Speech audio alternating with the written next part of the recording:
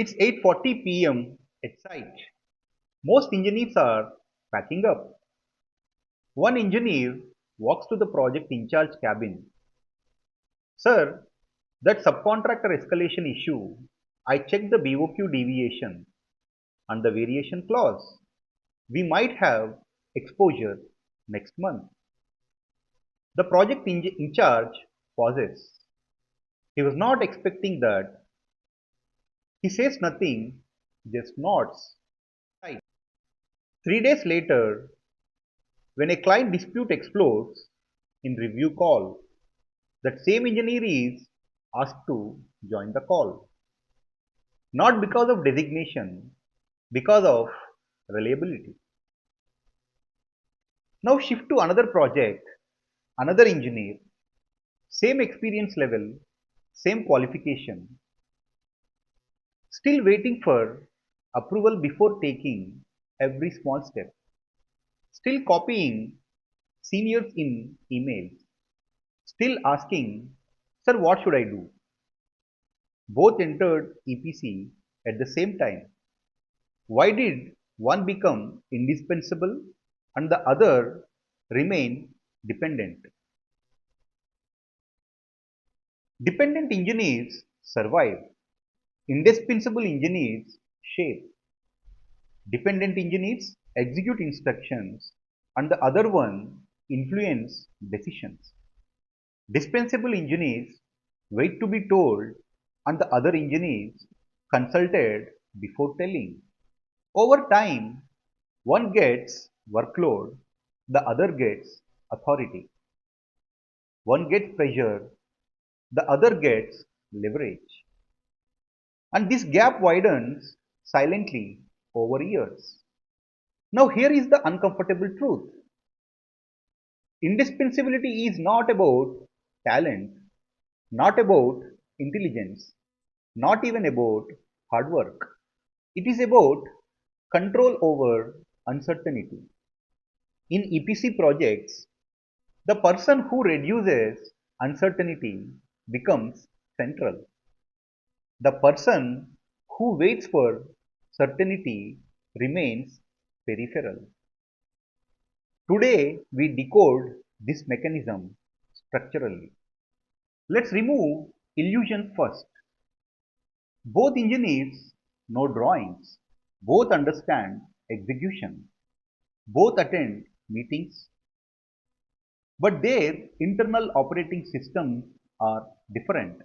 There are three behavioral shifts that create indispensability: ownership of outcomes, decision participation, risk absorption. Most engineers master none. So let's understand the first one.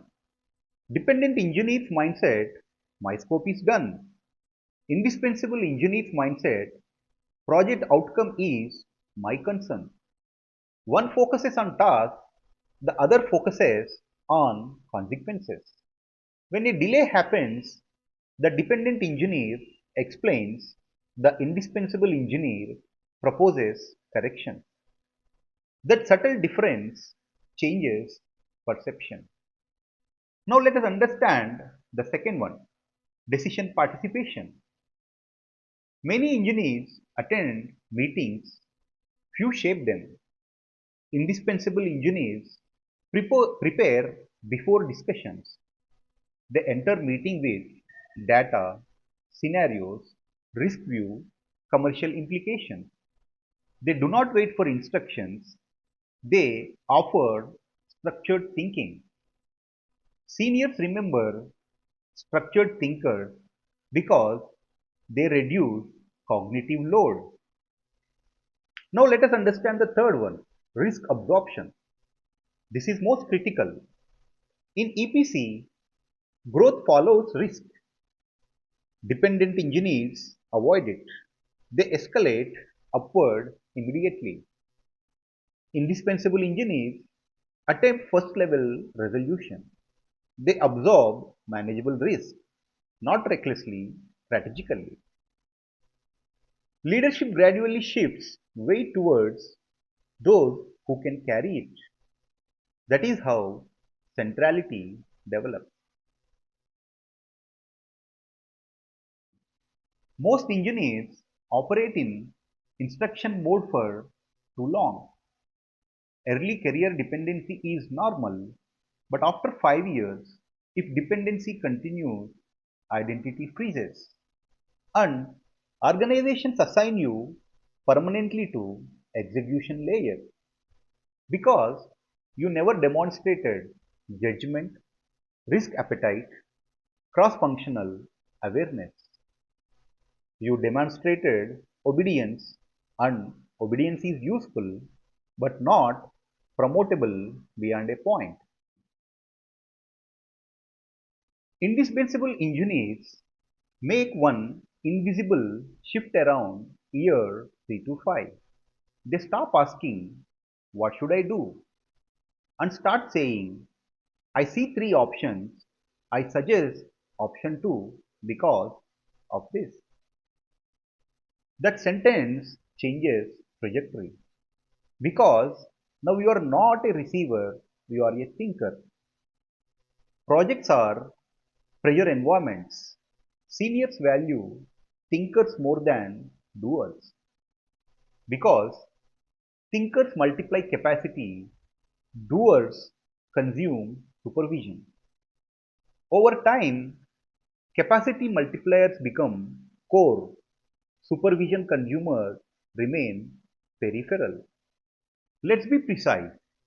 Organizations do not reward loyalty alone, they reward replaceability risk. If removing you causes operational stress, you become indispensable. If removing you causes inconvenience, you remain replaceable. Time in EPC does not create value, trajectory in EPC does. Look around your project. There are 2 to 3 people who cannot be easily removed. Meetings slow down without them. Decisions wait for them. Information flows through them. They're not always the most senior, but they are central.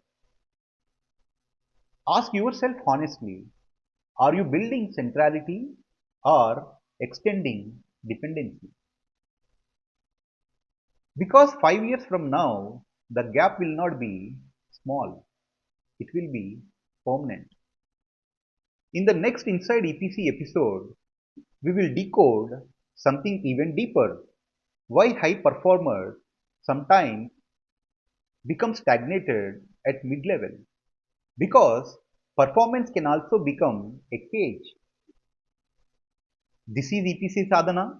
We are not just talking about career growth, we are decoding the system.